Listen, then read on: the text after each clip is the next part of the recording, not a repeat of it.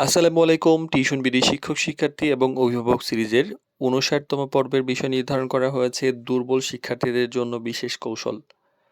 তো আসলে সব শিক্ষার্থী একরকম হয় না। কেউ দ্রুত শিখে, কেউ একটু সময় নিয়ে শিখে। আমরা যাদের দুর্বল বলি আসলে তারা পিছিয়ে থাকে পদ্ধতি এবং কিছু গাইডলাইনের অভাবে।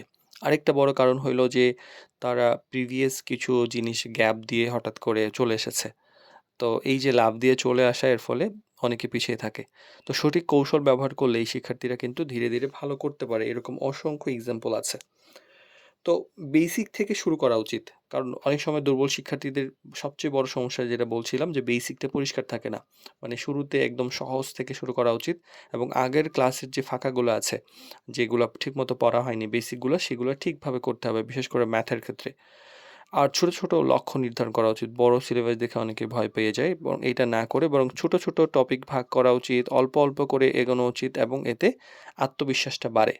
আর বারবার প্র্যাকটিস করার একটা ব্যাপার থাকে। একবার পরে বুঝে ফেলবো এইটা আশা করা উচিত না। বরং একই বিষয় বারবার মানে সহজ প্রশ্ন দিয়ে শুরু করা এবং বারবার প্র্যাকটিস করলে হয় কি ধীরে, ধীরে দক্ষতা তৈরি হয়ে যায় এবং এটা টোটালি ব্রেইন সেট হয়ে যায়। আর সহজ ভাষায় বোঝানো। টিচারের ক্ষেত্রে অনেক সময় কঠিন শব্দ বা কঠিন ভাষা কঠিনভাবে ব্যাখ্যা না করে সহজ উদাহরণ দিয়ে বোঝানো দরকার। এতে বাস্তব জীবনের সাথে মিলিয়ে আ আম মানে মানে হয় কি বাস্তব জীবনের সাথে যদি এক্সাম্পল দিয়ে মিলিয়ে করানো হয় তাহলে এটা সহজ হয়। আর এগুলা হচ্ছে ধাপে, ধাপে যদি ব্যাখ্যা করা হয় আরো সহজ হয়।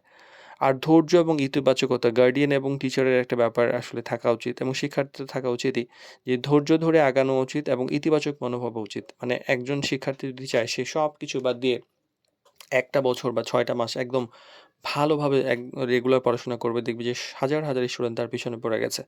তো বারবার স্টুডেন্টকে যদি বকাঝকা করা হয় তাহলে কিন্তু তার আ মানে মানসিক অবস্থাটা অন্য খারাপ হয়ে যায়। আর নিয়মিত ফিডব্যাক নেওয়া উচিত যে টিচার কি পড়াচ্ছে, স্কুল থেকে কি পড়াচ্ছে, এইটা যে কি শিখছে, কোথায় সমস্যা এই বিষয়গুলো নিয়মিত চেক করা জরুরি। এতে উন্নতি ট্র্যাক করা যায়। আর আত্মবিশ্বাস তৈরির একটা ব্যাপার থাকে। তাদেরকে বারবার মনে করিয়ে দিতে হবে তুমি পারবে। ছোট সফলতাও কিন্তু একটা উদযাপন করা দরকার। ফলে হচ্ছে তাদের আত্মবিশ্বাস নিয়ে তারা আগে যেতে পারে।